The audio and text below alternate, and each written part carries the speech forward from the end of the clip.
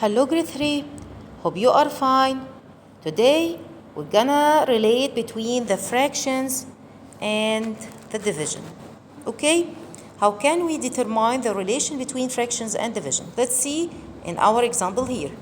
A baker wants to divide 16 olives equally on 4/4 of a pizza. How many olives does he need to put on each fourth? Okay, what does it mean this? He can put 4 olives on each fourth. Okay, that means fourth of 16. How can we calculate the share of each part? Okay, we will make what? Let's see, 16 divided 4.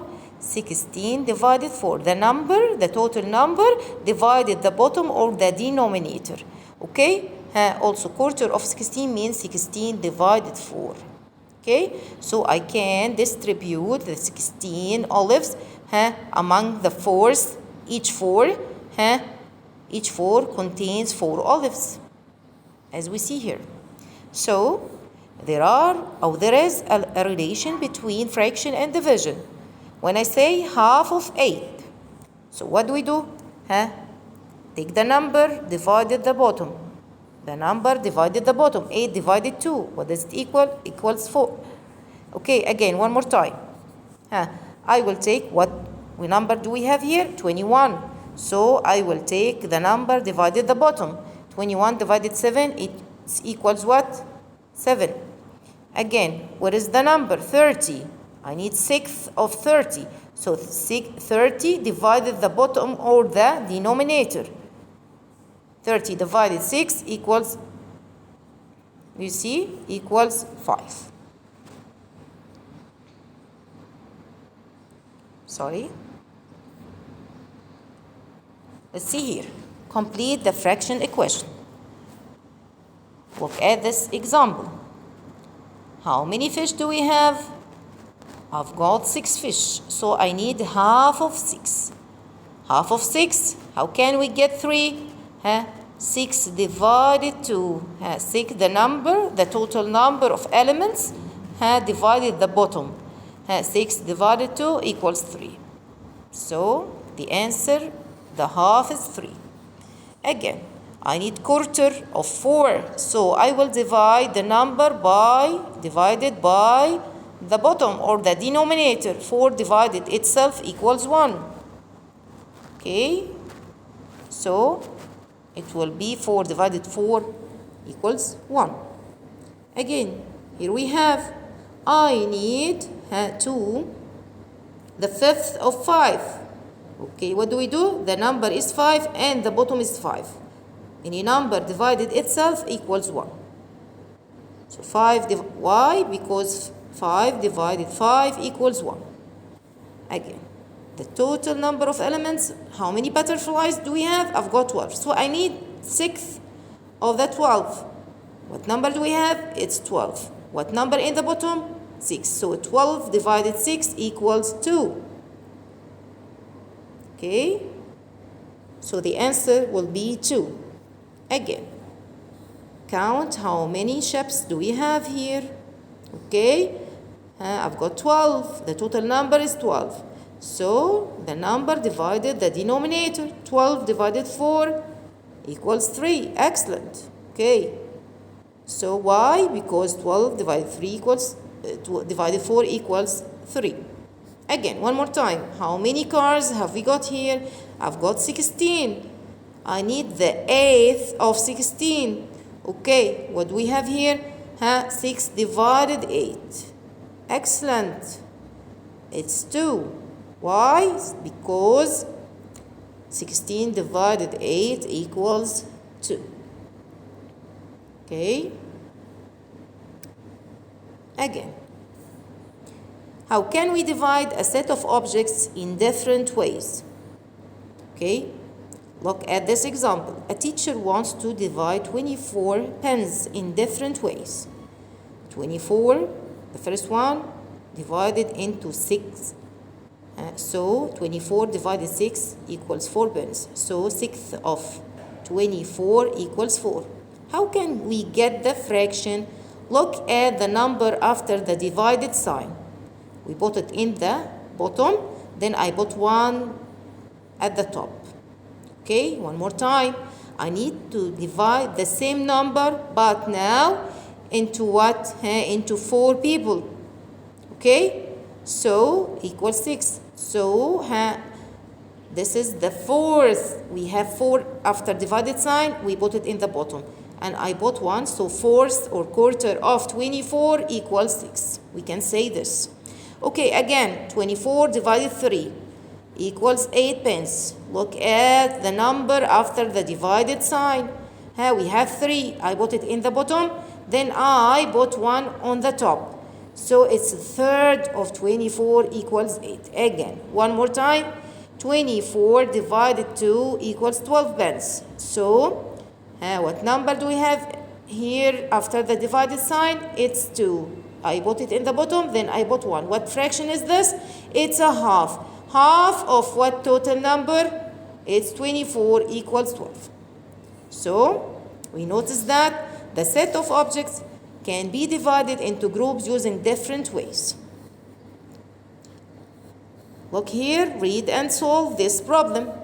Ahmed wants to divide 12 marbles among his friends. Find the share of each if he has. The first time, I need to divide 12 among 4 friends. So let's write the equation here. 12 divided 4 equals 3 marbles. Again, the same number, I need now to divide it into 3 or among 3 friends. Let's write the fractions. The equation. 12 divided 3 equals 4. Look here. What fraction that represent, the share of each one in this case or this problem? Look at the number after the divided sign. I put it in the bottom. Then I put 1 in the top. So it's 1/4 or 1/4. So number 3. So the quarter of 12 is 3. One more time. Here, what number comes after the divided sign? It's 3. So we can write in the bottom 3 and the top 1. So it's 1/3. 1/3 of what? Let's see here. 1/3 of 12 equals 4. Let's see the next. Here we have a mother wants to divide 24 pounds equally. We catch the keywords. You remember the keywords of division? Share, distribute, divide, equally. We have 4 children each. Then he asked me to write the fraction that represent the share of each one. First, we make the divided equation. I need to distribute or divide 24 equally among her 4 children. So the answer will be 6. So I need to write the fraction. Excellent. What comes after the divided sign? We have 4. We put it in the bottom. And we have 1 in the top. So the fraction that represents the share of each one equals 1/4 or quarter. Again, I've got the same number. But now I need to divide it among 3 children. So we have here 24 divided 3 equals 8. So I need to know the fraction that represents the share of each one. Let's write. What comes after the divided sign is 3. 3 in the bottom and 1 on the top, so it's 1/3.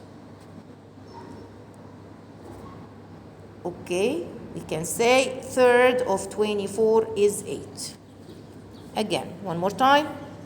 I've got the same number, 24 divides the pounds equally among 6 children. How many pounds will each get? Okay, catch the keywords. Then write the divided equation. 24 divided 6, it's 4 pounds. So now I need to write the fraction that represent the color, the share of each one. So what number do we have here after the divided sign? It's 6. 6 in the bottom and 1 in the top. So it's a sixth. We can write 6. Okay? Look here. Now we're gonna study the fractions of the clock. So we all know the 1 hour equals 60 minutes and half hour equals 30 minutes. Third hour 20 minutes. Quarter hour equals 15 minutes. Let's sing the song. 1 hour 60, half hour 30, third hour 20, quarter is 15, tiraram. Quarter is 15, tiraram. Again, one more time. 1 hour 60, half hour 30, third hour 20, quarter is 15, tiraram. Quarter is 15, tiraram.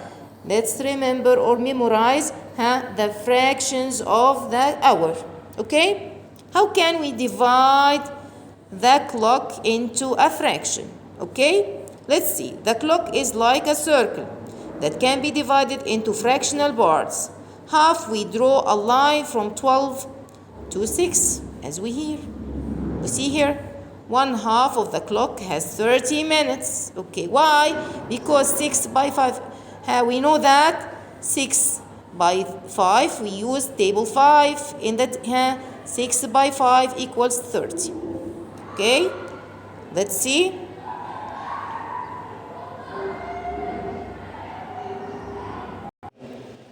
Okay, let's remember, when I say divide the clock into fours, so I will cut into fours. This hour, it's a circle, I will cut it.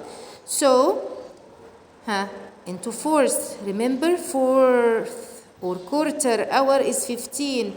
That's 1, 2, 3. 3 by 5 equals 15. So, I will cut it into from 12, 3, then 6 and 9. Let's see here. How can we cut it? Okay, draw a line from 12 to 6, then 3 to 9. So we have 4 equal parts.